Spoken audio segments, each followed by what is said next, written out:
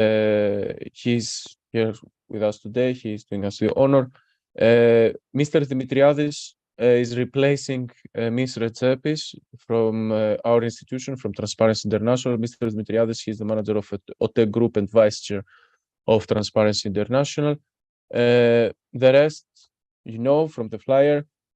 Thank you all for being here today with us. And Alexandra, if everyone is okay, we can start in 1-2 minutes. Let us know when I should make the introductions. You can go ahead, Agile. We are already live. Excellent. So thank you everyone for being here with us today to this event, Open Government and Public Co-Creation Ethics. It's a great honor to coordinate this event, hosting Mr. Antonis Stasis, Director General of Digital Governance at the Ministry of Digital Governance, Mr. Aristodimos Dimitriadis from OTE Group, and also Vice Chair of the Board of Transparency International Greece, Ms. Katju Holkeri, Head of Governance Policy Unit, Public Governance Department, Finnish Ministry of Finance, Mr. Dimitris Gouscos, Assistant Professor of Department of Communication and Media Studies, National Kapodistrian University of Athens, Ms. Evika Karamagioli, Research Fellow, Master of Science in Digital Communication, Media and Interaction Environments, Department of Communication and Media Studies, National Kapodistrian University of Athens, Mr. Alexandros Melidis, Director of GFOSS, Open Technologies Alliance, and I, myself, Angelos Kaskanis, Executive Director of Transparency International Greece. Once again, thank you today for being here with us. And I would like to give the floor to Mr. Antonis Stasis for the opening remarks. First of all, I would like to thank you for the invitation. I think this is a great initiative because practically this is something, the co-creation ethics and how we could create community practices and a multi-stakeholder is something that at least the Ministry of Digital Governance is very anxious about it, because there are a lot of topics that need to be discussed both with other public services, agencies, both with businesses, and of course the members of the civil society. So it's very important, and from the research and academia representatives. So it's very important for us to have this initiative, because practically it will also help all of us to join resources and join in a common goals. That is the open governance. That is for us in the context of the ministry, more dedicated issues related to interoperability, related to digital skills and things that everyone in the society is affected by. And of course, this is also an obligation from our ministry side regarding the Open Government Partnership Program, because we have already mentioned that we would like to, from policy perspective, to support and create all these community practices and create also a multi-stakeholder forum for several open government issues. So for us, it's very good having this workshop and this presentation here and being part of it. So I would like to thank you, and I hope that it will be a very interesting afternoon for all of us.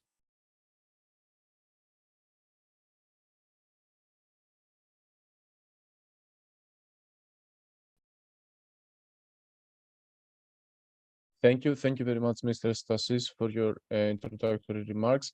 We will continue with Mr. Dimitriadis, and from OTE Group, the Vice Chair of Transparency International Greece. Mr. Dimitriadis, the floor is yours again for the opening remarks. Thank you, Mr. Kaskanis. I'd like to thank also LAC and all the people who organized this workshop.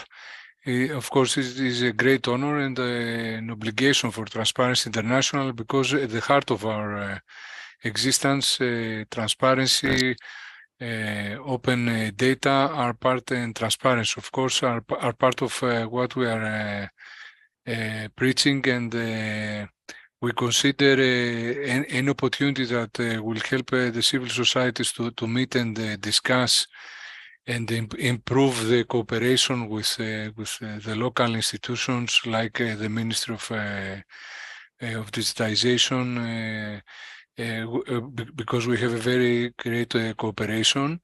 And the experiences we'll hear from the Finnish Ministry of Finance, from Ms. Holkeri, are very, very important in order to give back to our societies something which is very important at our days, which is open data. So I hope the workshop will reach the priorities of all the participants. Us as Transparency International Greece, we will continue to give our support. We continue to improve the cooperation levels with both governmental and private institutions that focus on the topic.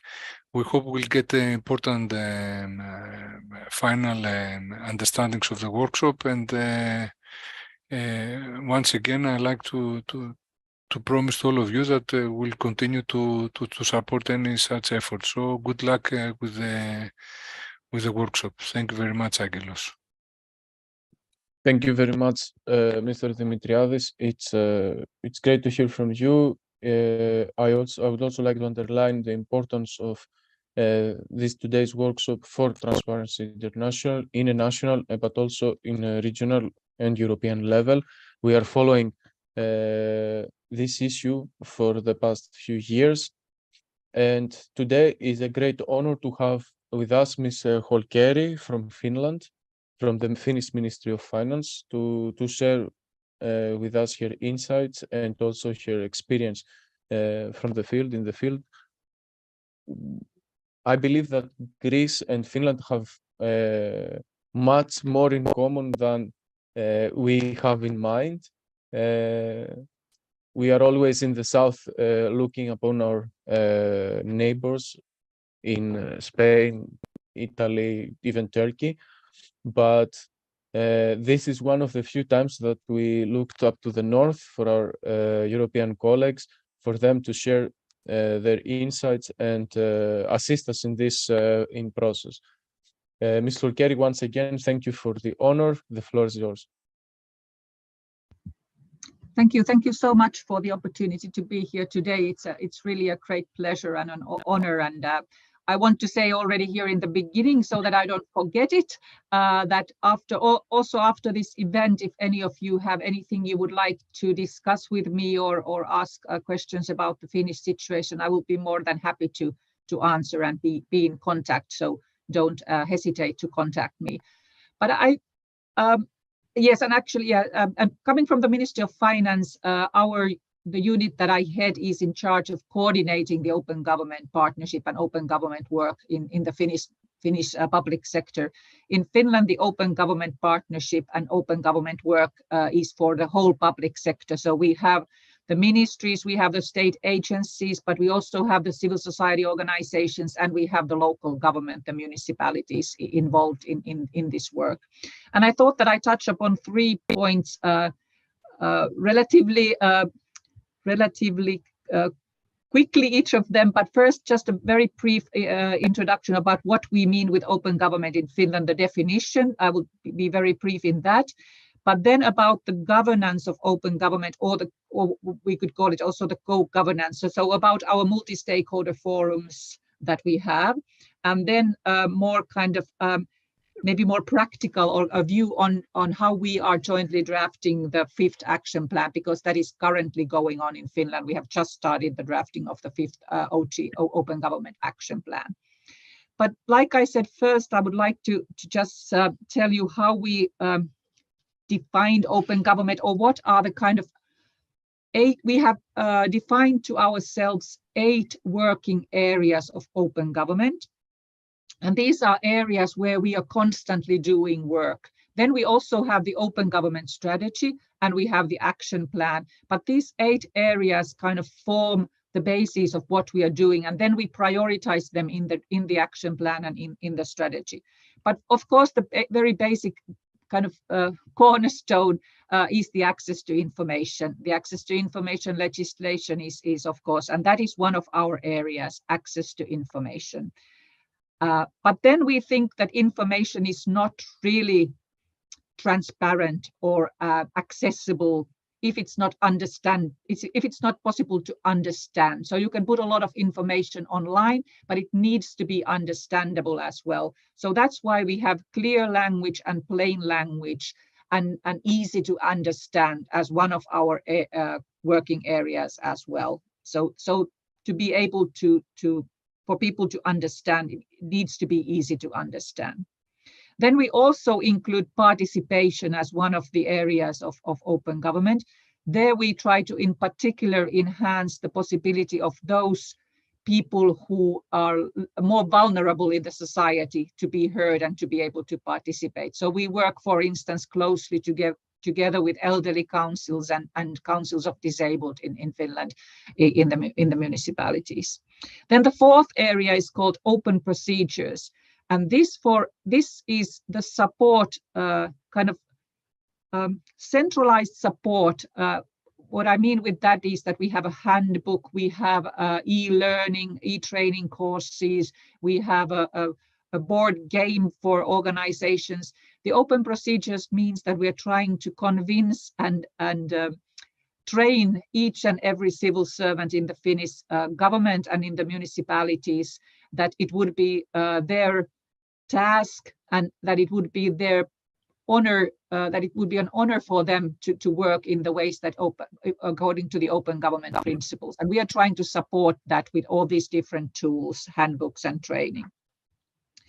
But we also have, as the 5th part, we have a government as an enabler. And this means that in the other areas, we're trying to be better as a government and as a public sector.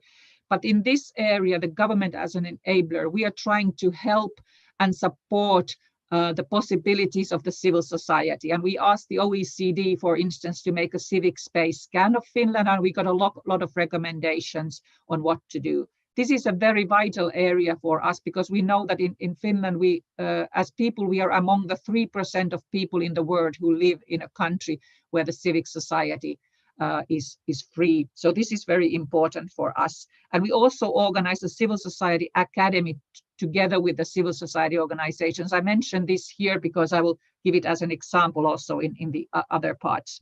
This is to increase the understanding between civil society and public servants on what is the role of civil society in the Finnish society today. So kind of together with the civil society organizations. I mentioned this here because I will give it as an example also in other parts. Then we have open data, that's relatively clear. So opening data, also principles of ethic use of artificial intelligence are under that theme. Then we have public communication there, of course, mis and disinformation and good public communication. And then the 8th area is trust. Trust is also the most important goal behind our open government work. So our goal is to enhance trust, not just between civil society or citizens and government 2 ways, but also increase the trust of all the different actors in the society. But we're also doing concrete work in that. So we asked the OECD also to make us a review on trust of Finland, and they gave us a lot of different recommendations on how to strengthen.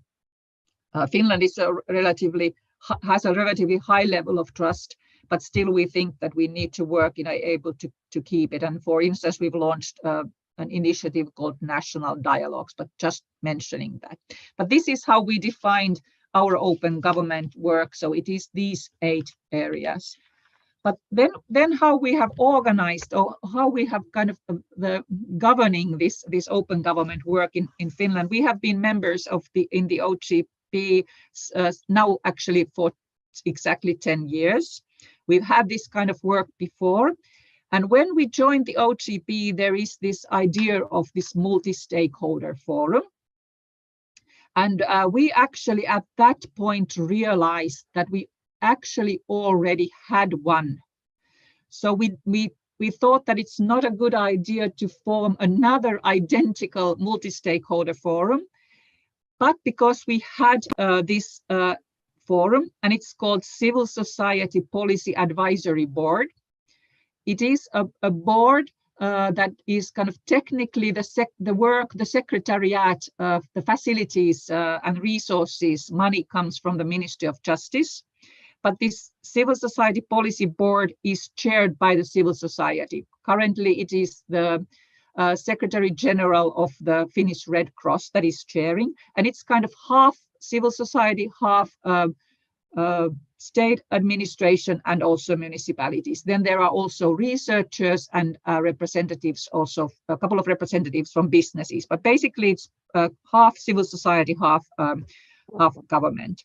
And this is in our legislation, and it is for 4 years. It is appointed always for 4 years, and its kind of mandate or working area is even larger than open government. So open government work fitted very perfectly into this civil society policy advisory board, but it has even a larger area. The idea of the civil society board is that it is linked to all questions related to civil society, plus, for instance, issues that are linked to democracy that, well, those are often also very close to open government work, but there are issues that they work with that are not on the open government agenda. So it has a larger area. And it is also, for instance, we are having elections now in a couple of weeks. And for instance, this Civil Society Policy Advisory Board has given advice to the coming government on what issues are most vital for the civil society. So this is kind of a joint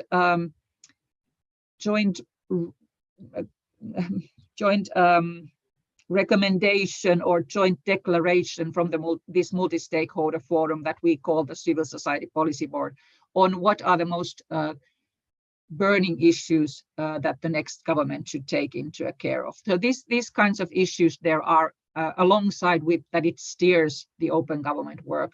So we report from the open government work, and then the advisory board steers.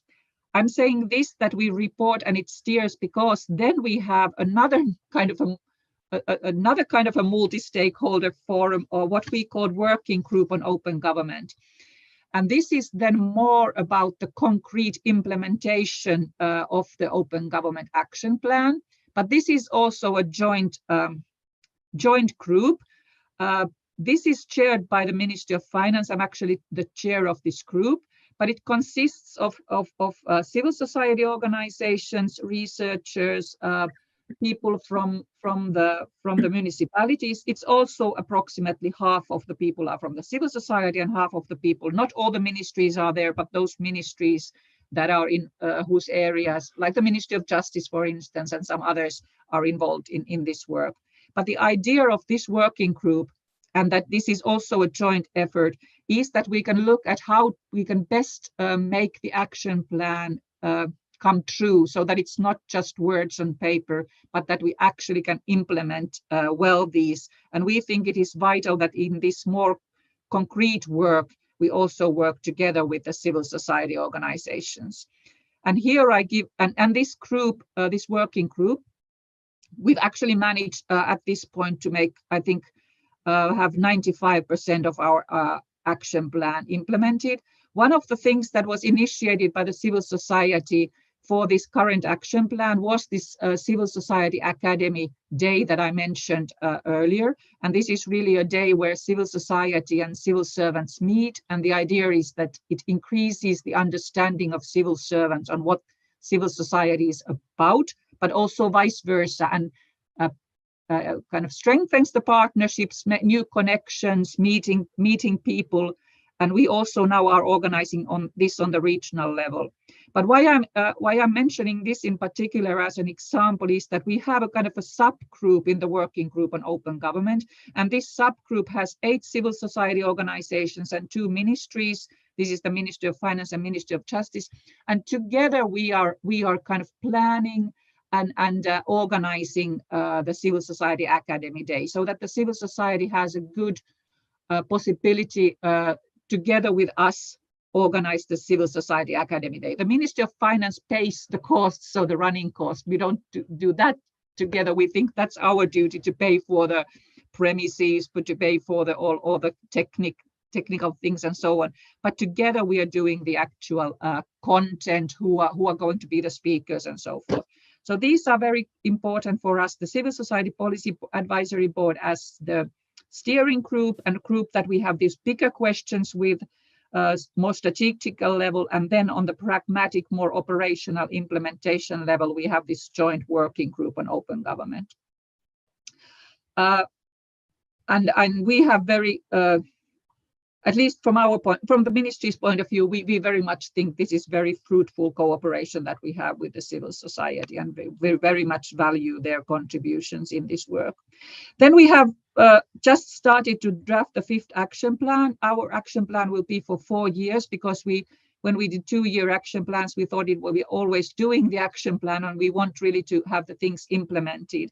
So here we are also trying to have as many possibilities for different kinds of participation and engagement in the drafting as possible. So we have created some new forms for any organizations or any groups that want to contribute to this. There is a kind of a tool or sheet that they can use.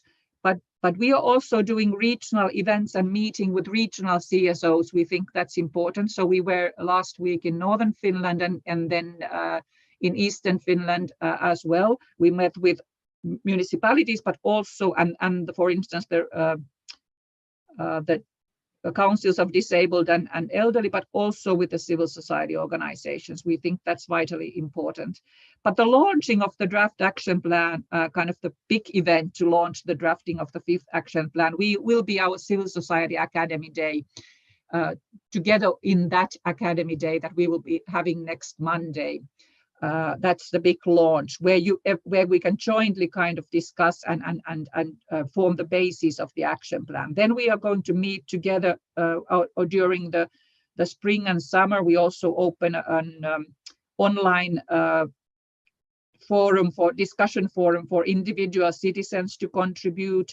We are trying to interview those civil society organizations that we meet seldom or who have not been involved before. So we're kind of handpicking and trying to get them on board as well, to get their contributions, to know what they would like to have in the action plan. And then in the end, we will have the action plan in our consultation portal, the draft action plan. And then we will have the kind of consultation. And for us, it is very important that we also, when the consultation is over, we will, and when we draft the final action plan, that it is publicized why things are taken on board from the contributions to the consultations, and if they are not, why some contributions from individual citizens or civil society organizations or from public organizations are not taken on board. There will be an explanation. This we did already last time.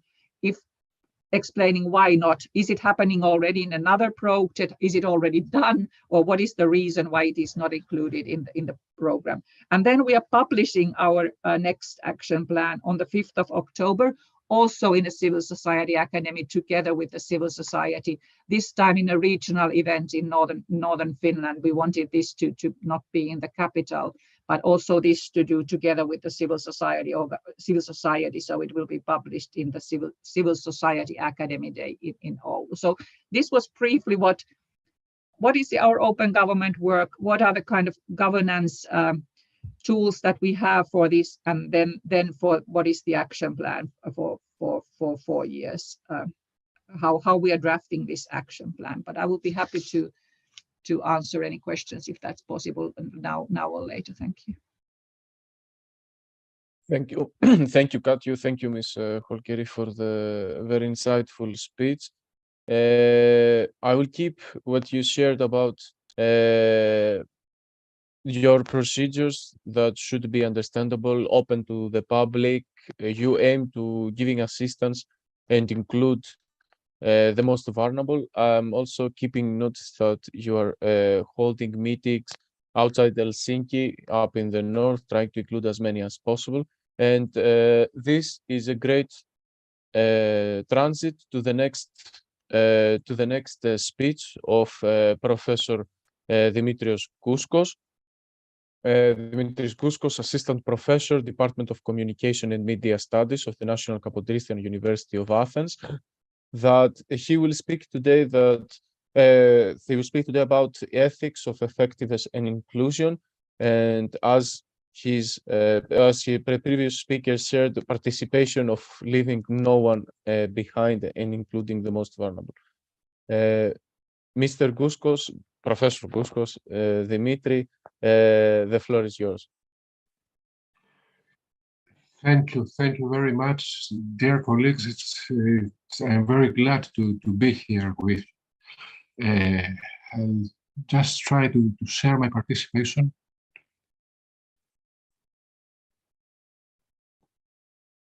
So here it is. I hope you can see it. Okay. So very glad to be here with you today in today's event, and I was very glad to hear our Finnish colleagues' presentation before. As indeed, there are many important messages in the work presented.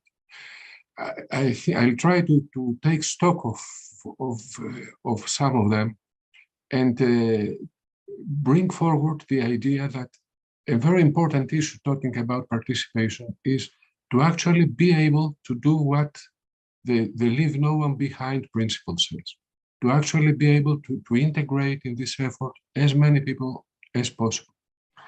Now, the leaving no one behind motto is a well-known one. I'll just try to, excuse me for that. I'm just trying to scroll down my presentation.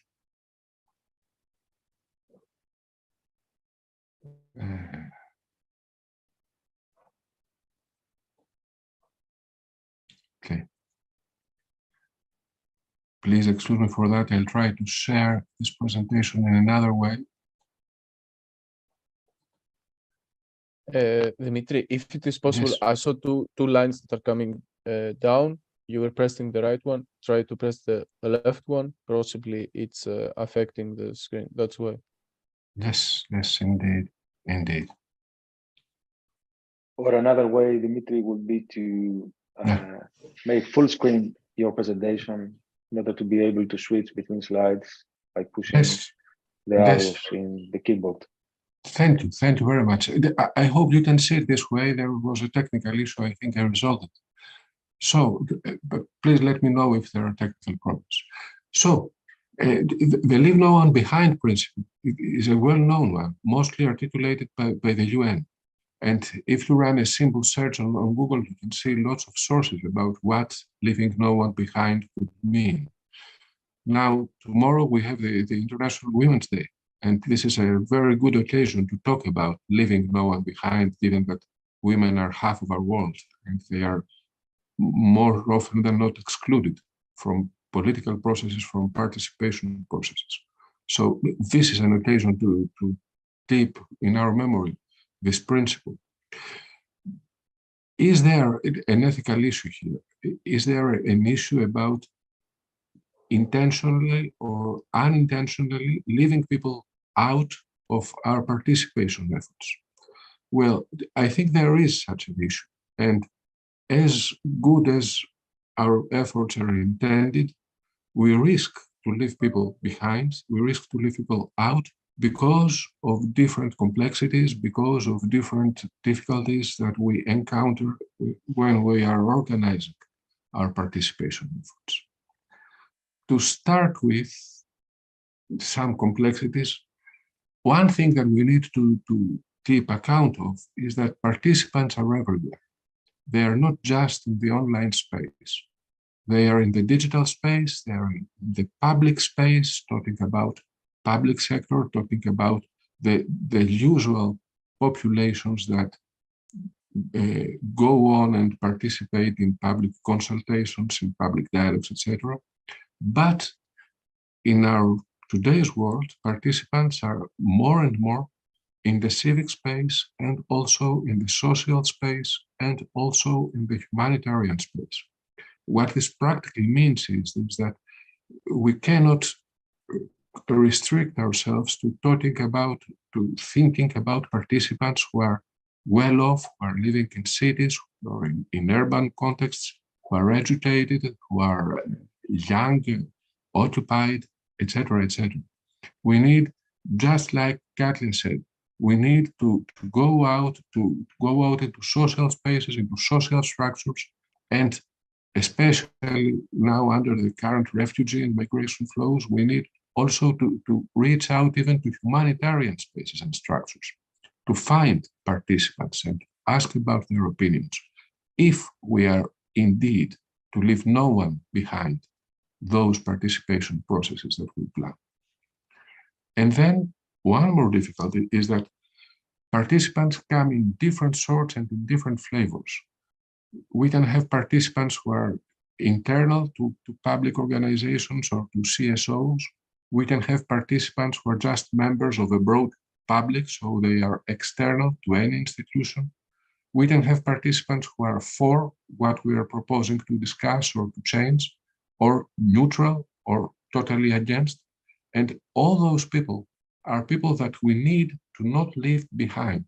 So we need to find ways to integrate all those different sorts and flavors of participants. And when we try to do this, we see that there are many sorts of weaknesses in the participation of everybody as well.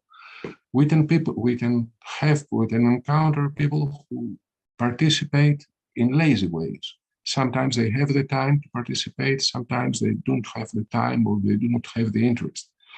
We can come across people who come up when they participate, when we engage in discussions, who come up with sorts of ideas that look like crazy ones, that look like ideas that cannot be applied, or they are too far away from our current realities. So how do we handle those ideas? We can come across people who are participating in a quite messy way. They do not stay into the thread of discussion. They open up new issues. They come back and forth, different subjects, different topics, different arguments. And we need to keep this organized somehow and controlled without, however, leaving those people out of the process. We can come across people who are participating in a lossy way. Sometimes they are here, sometimes they are absent, then all of a sudden they come up again and they ask how have things evolved, so we need to reintegrate them into the process. And last but not least, we may come across people who tend to participate in what could be called a bossy way. People who want to impose their opinion because they are feeling very strong about it. They feel they have all the right things to say, all the correct arguments to make, and they're not really leaving room for counter-arguments, for different opinions. And this is one of the most delicate cases to handle, because it is not evident how we can integrate those people into the process with, at the same time, keeping room for other people's opinions. So all these are weaknesses that we need to handle when we try to leave no one behind our participation efforts. And then we need to cope with some more phenomena, like, for instance, that participation itself has learning curves. People need to learn how to best participate in a public dialogue, in a process, in a focus group, in whatever participation protocol we may think of using. And these learning curves are smooth on the average, but the difficult thing about those curves is that they have a first part where they grow up quite fast, and people seem to really acquaint knowledge about how to do what we ask them to do, how to engage in discussions, in arguing, etc. But then they have a long tail. A long tail here means that there are some delicate issues in our process of participations that people need time to get really a grasp of, to get really acquainted with. And very often in this long tail, we encounter problems because people suddenly realize that they had not really considered something, they had not really realized what this process was about. And then they risk to get disengaged. And then we need to traverse this long tail of learning in some ways that people engaged again. And then, of course, participation, like every group process, every team effort, is subject to Pareto effects. We may find people who like to participate a lot, who have a louder voice than others, who will give more ideas than others. And then a few people like that can make up of a large part of what is actually planned and decided. But the problem is talking about leaving no one behind. How do we cope for the many that account for the small part that remains? How do we keep in the process the 50, the 60, the 70% of people that account for only the 20, the 30% of what is actually the outcome of this process? Because of all these effects, which are deteriorated by one more phenomenon, the fact that participation currently happens more and more within what is already starting to get discussed as polycrisis and nexuses. We are more and more taking conscience of the fact that in our world, in today's world, it's more and more difficult to talk about one sector of public policy alone, isolated. When we try to talk about climate policies, we inevitably come up into issues that have to do with health and vice versa. When we talk about health issues, we inevitably come up with issues that have to do with society. What about the impact of health policy on health policies on political liberties, on economic development, on many other social domains? And all of this, of course, has impacts on democracy as well. We've seen such impacts coming up lately, ranging from stringency policies related to handling the COVID pandemic, to new laws coming up in order to handle the climate crisis. In France, we see a new presidential decree coming up that dictates that under exceptional cases, the government, the president, has the right to pass a law without subjecting it to parliamentary decision. And this has to do with the urgent decisions that need to be taken concerning the climate crisis issues. And there are many cases like that. So we have been accustomed to talking about nexuses like the food, water, energy nexus. In my view, more nexuses are coming up. For instance, we might see the need to talk about a climate, health, society, and democracy nexus. And the existence, the emergence of such nexuses complicates discussions, complicates dialogues, needs new ways to keep organized participation processes that jungle with all those issues at the same time and need to come up with some concrete proposals, however, on every single domain of all those. So all these factors, in my view, lead us to thinking about a dichotomy between effectiveness and inclusion. We are intuitively feeling that inclusion needs more time. At the same time, as the more people that we include in the process, the more difficult the effectiveness of the process becomes. And then maybe there is a break-even point where we have arrived at an optimal degree of effectiveness, at an optimal degree of inclusion, and we tend to stay on that point and say that this is the best we can do. But then at this point, we're still leaving some inclusion out of the picture and leaving some effectiveness out of the picture. And time is pressing. We have to be effective in a given time window. So when we think about this dichotomy between effectiveness and inclusion, time appears as a foe, as an enemy. And this is a real problem that has to do with participation ethics. in this respect.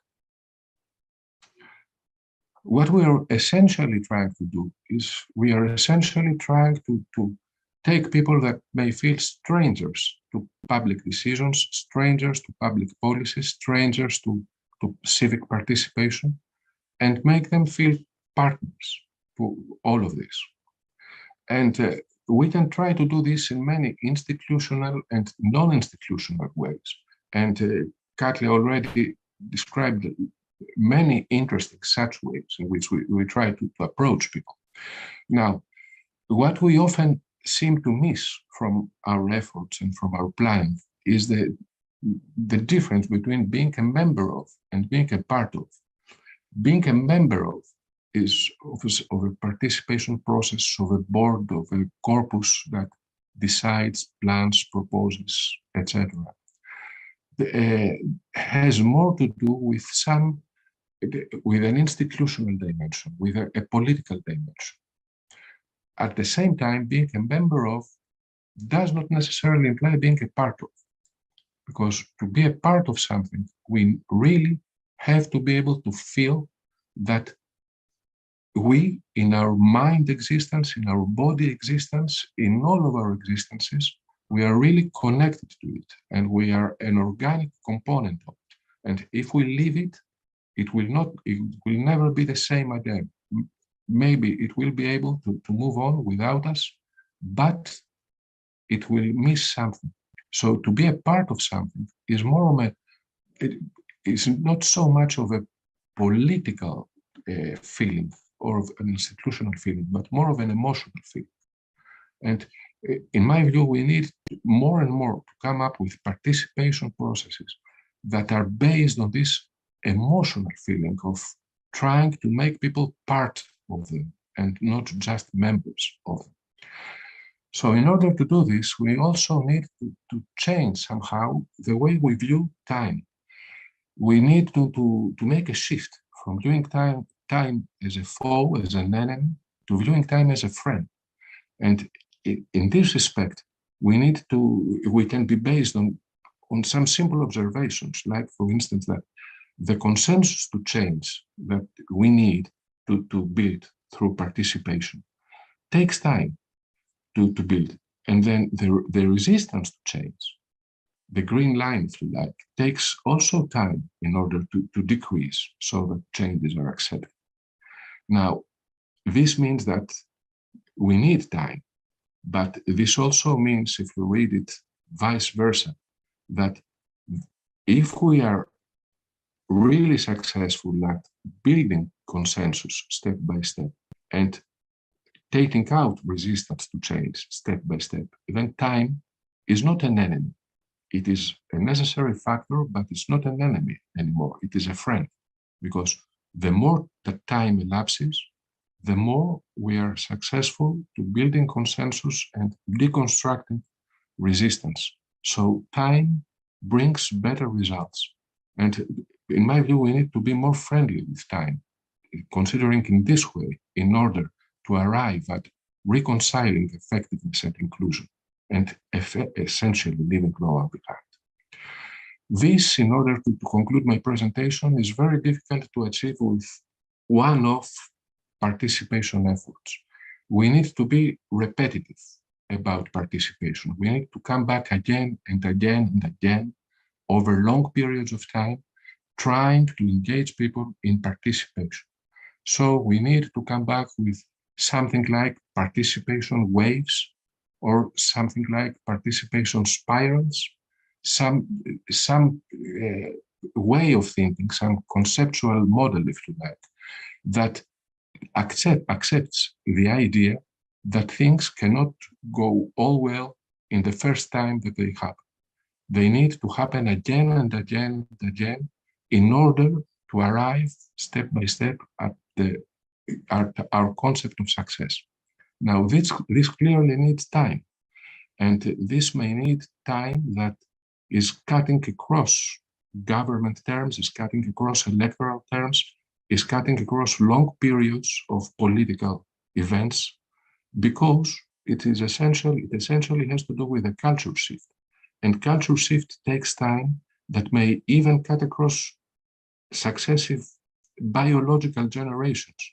We may not live not long enough to see this cultural shift that happens. But then we have to live with this romantic idea that we are pursuing a participation, effectiveness, inclusion, openness, although when it is achieved, we may not be there to see its achievement. So this was it. Thank you very much for your time, and I would be happy to see the next presentations and participate in the discussion that follows. Thank you very much. Thank you very much, Professor Gouscos. Thank you for your insights. Thank you for your positive remarks and the positivity in general that you always share. I'm keeping that, as Ms. Holkeri said, nobody should be left behind, and that the process both in Finland and Greece should aim to include as many as possible. Very interesting remark regarding the participation waves. Indeed, we also need to create a culture of inclusiveness, to create a culture of engagement, of collectiveness, of inclusion. Maybe not today, maybe in some years from now, but definitely we should plan and aim ahead in order to have the results that we want and that would be proud of. I would like to continue now with Dr. Evika Karamagioli, a research fellow in the Department of Communication and Media Studies, National Kapodistrian University of Athens. She's here today to speak about the civil society engagement and open procedures in times of in crises, especially the COVID-19 crisis. Dr. Karamagioli, thank you very much for the honor today. The floor is yours. Thank you so much. Actually, we have been collaborating with Professor Gouscos for so long, so that you will see that in my presentation, I will follow up his concept and present you some ideas about the one case where we have seen that change did need time and it was rapid. So I will be focusing on how things changed or didn't change with COVID in the area of public decision making, and how all of us as citizens were asked to take a new role, or the role that we should have. So give me 1 second to share my screen. Okay. Can you see my presentation? Okay, great. So let's start with this. The new normal, the new risks, the new needs, or inspired by my daughter, how the little song, the wheels on the bus go round and round, become a reality. What we have faced with COVID was the following. We are witnessing public decision-making processes that raise questions about the relationship of the state, of us as citizens, and of organizations that are affected by the public policies. In the healthcare sector, we are talking about 4 principles: the autonomy, the beneficency, the non-maleficency, and the distributive justice. And all of that under COVID were under question. This concept of no one left behind that Dimitris mentioned has also been applicable in the case of COVID, and is also applicable by WHO, exactly to present this need for holistic approaches when we are talking about public health care. And why public health care is important, and why I have chosen this case study, is because it's one policy that affects all, is a key public policy, and we have witnessed what happened when things didn't go as they should. So what is the new normal? It's restrictive measures, it's forced quarantine, it's isolation, it's vaccination, and this all around the world. Different political system, different countries, different from south to north and everywhere, were obliged in some way to face the same things or introduce similar measures. And why this is important? It's important because all of this entails public decision that is driven by urgency and panic, and public decision that was, let's say, introduced due to uncertainty and in a complex world. These all had a traumatic effect on how the process of public decision-making took place. All that was mentioned about in the beginning from our colleague from Finland about the open governance, the pros, the cons, the added value. There was this duty of care, the concept of duty of care or of the common good that raised questions about limits. And this is one of the key issues of what we are facing right now. The limits of public intervention. And then came this again in the agenda, the need of public trust and confidence. And why, how we have seen it? We have seen it because we were asking citizens to follow. We were asking citizens to be proactive, citizens to take the role. If you have seen in the public agenda and in the public dialogue, in many cases, there's mentioned this civic duty of citizens. But how could we ask from citizens if we hadn't installed a public trust mechanism or a public trust environment for them? We have seen, we have heard from our invited from Finland about this meaningful data and meaningful information. So in the case of COVID, this was the other way around. What else we witnessed? We witnessed the strengthening of executive power and the potential increase of corruption. There was a huge issue, a huge debate about the emergency public procurement processes and how transparent they were. Also, this issue of safeguarding privacy and freedom of expression. What are the limits? And all these in taking into consideration what was already mentioned about the role of parliament. Dimitris mentioned this French law about bypassing the parliament when we were asked to legislate. And this was not theoretical. This is a reality that reminds us all of the things I mentioned, but also that collective knowledge and collective intelligence are paramount in order for us to recover and respond to emergencies.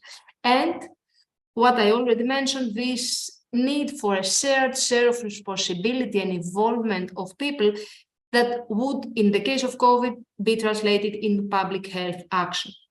What we know so far is that public openness for good is something which is not theoretical.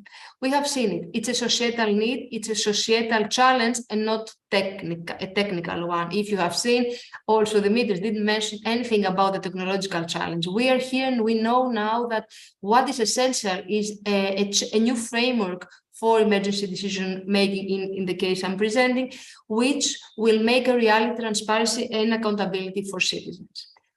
And I would like to finish with this. This is a photo from the accident that happened 4 days ago, which remind us again this sense of open governance and the need of open data. And it's something that we don't understand that it's there and it's useful. If you think about it, in an effort to understand what happened, who was to blame, what was done, what should have been done, or what should have been done differently, everything passes by official information and by public data. And many of these data are right now in the app here. Who knows it? Who understands it? So this is, let's say, the nexus that we need to face. We need to understand that open governance and open data are in our everyday life, and we use it. The idea and the call for us all is to understand that we are doing it. Thank you. Thank you very much, Dr. Karamagioli. It's crucial what you said for us to understand that openness is part of our life right now, that we should have access to open data. Open government is not taboo, should be a priority for us to tackle several societal issues.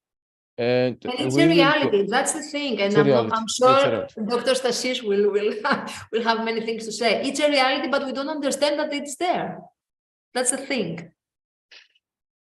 yes, it's there. It's affecting us. We react with it in a daily basis, even if we don't understand it. Even if we live in our small micro worlds, it's there, and collectively it either helps us or builds obstacles in what we are aiming as civil society members, workers, and policymakers. So now I will continue with Mr. Alexandros Melidis, the director of GFOSS Open Technologies Alliance, that will speak about the Greek case, that will continue with elaborating on more or less what was already said, but also add his insights and share best practice from his organization regarding open government and the action plan that has been submitted some months ago. Alexandros, Melidis, the floor is yours. Thank you very much, Angela. Congratulations for taking the initiative to bring us all together in this, I hope, very fruitful discussion. And I agree with Dimitris Gouscos, and all of the presentations so far have very clear messages and very useful insights for all of us to rethink. So I've seen open government issues for the last 15 years or so.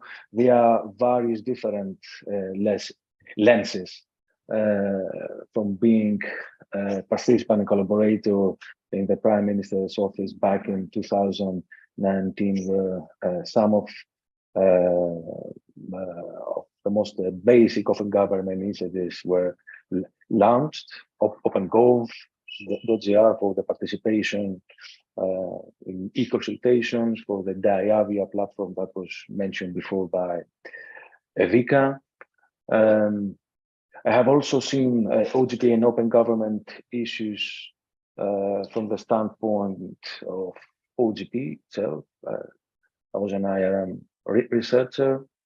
Also from the academic point of view, as I pursue my PhD in digital public participation, and for the last 4 years, I've seen open government and OGP issues in particular via the lenses of civil society organizations, from Transparency International Greece and the GFOS, which I lead for the last 2 years or so.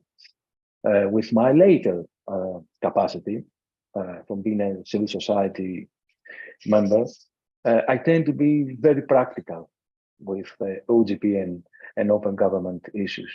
So as a country and as a civil society, we are struggling to follow the OGP participation and co-creation standards. So there are 5 standards, there are 5 specific standards.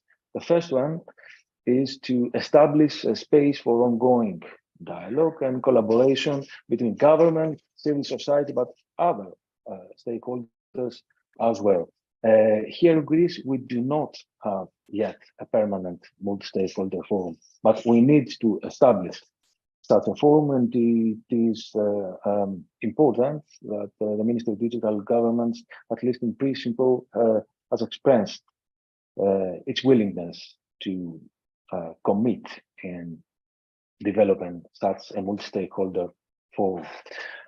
This multi-stakeholder forum needs to have a very clear mandate and specific rules of engagement and operation. So we still expect from the ministry some concrete initiatives in order to work together with other civil society organizations and other actors beyond civil society. And we need to base this collaboration in some values.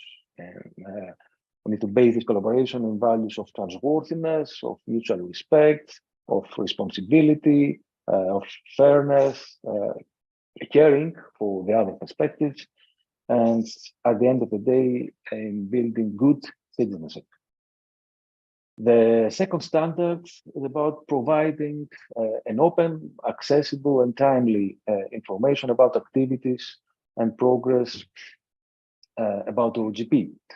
And this is the only standard that we can, other countries, share some good news. And this news concerns the launching and operation of the OpenGovMonitor.gr website, which was originally developed back in 2019 and 2020 as a result of a collaboration between GFOS and Transparency International Greece with the support of OGP. And lately, and this is really good news, that Greek government officials under the director of Mr. Stasis have taken over the function of this OGP website. It is actually a repository, and they regularly, at least within the context of creation of the current action plan, they took over with posting news and updates. But if I go back to the previous standard one, this national repository can be very much further improved as soon as we have a fully operational multi-stakeholder forum. The third standard is to provide inclusive and informed opportunities for public participation during the co-creation of the action plan. And Dimitris Gouscos, in his presentation, gave us an overview of the challenges, of the difficulties, but he offered us also some ways out to positively overcome the barriers of participation and make the time factor a friend. So to achieve this standard, we need to allow ample time for co-creation, because it is taking time, if it is to genuinely work together and understand each other's concerns and perspectives.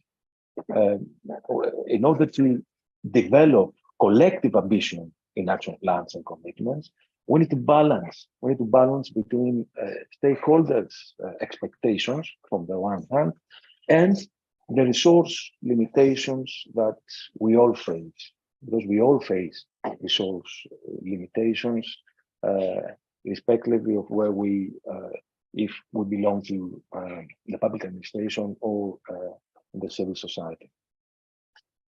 The fourth standard concerns the provision of reasoned response in order to ensure ongoing dialogue between government and civil society. And this is a very, very, very important. Katju also mentioned this, the reasoned response. Reasoned response is, in other words, a sincere explanation from the part of public administration of what is the result of the co-creation and why it adopted some civil society proposals or rejected others. And coming back to values, a reasoned response is, at least in my view, it is a basic prerequisite for building trust. Having a reasoned response, it can make public participation meaningful. But if we do not have a reasoned response to our participation, this can break the participation, and this can reduce, let's say, the public appetite to be part of participation. The fifth standard concerns the provision of inclusion and informed opportunities for ongoing dialogue and collaboration during the implementation and the monitoring of the action plan. And I want to be clear, this is the most difficult standard to comply with. Although it is not explicitly written anywhere, the attainment of this standard implies that a given country has to meet each and every one of the previous four standards. That is, we need to have a permanent multi-stakeholder forum, one. We need to have a repository, two. We need to have inclusive and equal participation, and fourth, to have a reasoned response. I had some questions to ask to Katju, but I promise that we will definitely follow up with her. I took some notes while listening to her presentation. So I would like to ask Katju, but I will make these questions here, and maybe my questions and concerns will hopefully reflect concerns and questions that we can share with each other, and maybe we can collaborate and write a collective email to Katju, because I was impressed when I originally met with Katju back in Rome in October 2022 in the context of the recent OGP regional summit, and she presented the process of OGP in Finland. And in her presentation, I realized that they devote ample time in co-creating the action plan. My impression is that they devote at least 9 months, maybe more. But I would like to know how long did it take to form the multi-stakeholder forum, this particular multi-stakeholder forum, which, if I'm not mistaken, was pre-existing in some form. I would like also to know what is the annual budget to operate this multi-stakeholder forum.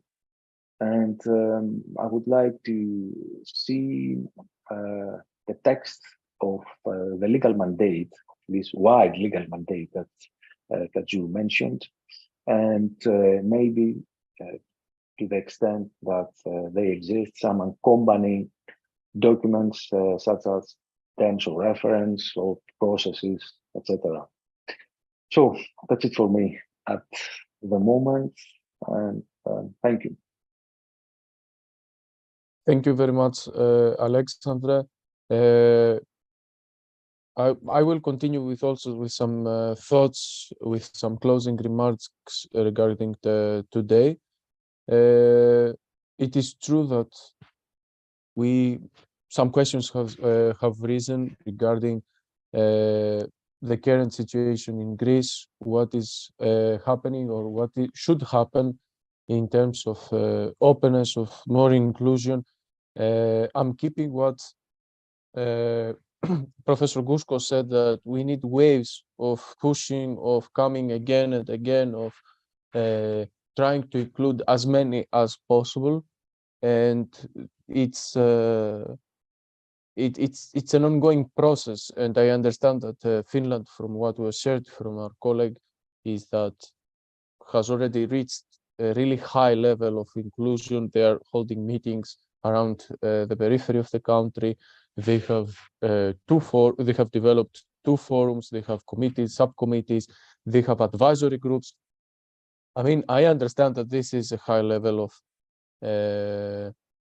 cooperation, of inclusiveness, and even the fact that they have reached such a high level of coordination, apart from all of this cooperation that is taking place, they still want a wider diversification of tools they use. They still want the government to be an enabler of engaging between the actors in the country, and they still want to develop through participation in the process. Ms. Karamagioli, very correct, in a very correct manner, outlined the need of us to understand openness, to understand the use of data, to understand that openness and open government procedures affect us in a daily matter, even we want it or not, and that we should be part of the open government, of the digital transformation, of the digital governance. And by participating, I also believe that we make the life of the ministry and other actors easier. Either it's private or it's public, or it is the civil society. Participation and inclusion is the only way of us of maximizing results. Together we can reach, let's say, another level of cooperation and another level of results that will surprise us all. Like many times, the Greeks consider themselves that they cannot reach some point, they cannot agree on several stuff. But I believe that by engaging as many as possible, and what Professor Gouscos said, by diversifying the policies, we will include more, with waves of outreach, with waves of several projects, and policies that will aim to make their life safer, easier, far from corruption, closer to transparency. That's what I wanted to share, what I am keeping from today. Mr. Dimitriadis, he also comes from the private sector, from OTE Group. He also understands the need of such workshops, the need of the private sector to be included in such initiatives. Once again, I would like to thank both Mr. Stasis and Katju, Ms. Holkeri, for being here. It's really important for us to honor us with their participation and sharing their point of view from the public sector, what is being understood as openness, as collectiveness, as public participation from their side, from their ministries. And as Ms. Holkeri said, and she also texted us that whoever or whatever is needed from our side, feel free to ask, feel free to recommend or propose for us to communicate it through our channels, and also to try to see how we can include more and more in the open government process. Thank you all for today. If there are no questions, we can wrap it up, we can close it. If any question has been stated. Alexandra, you are sharing, I cannot hear. No, I was just asking whether we do have some questions coming up from the YouTube channel, but I was informed that we do not have any. Okay, then feel free, whoever wants to reach out to us. Once again, thank you all for your time, for your insights, and looking forward to meeting and working again with you all in the near future. Have a nice day. Have a nice day. Thank you very much for your efforts. Thank you so much. Have a nice day, everybody.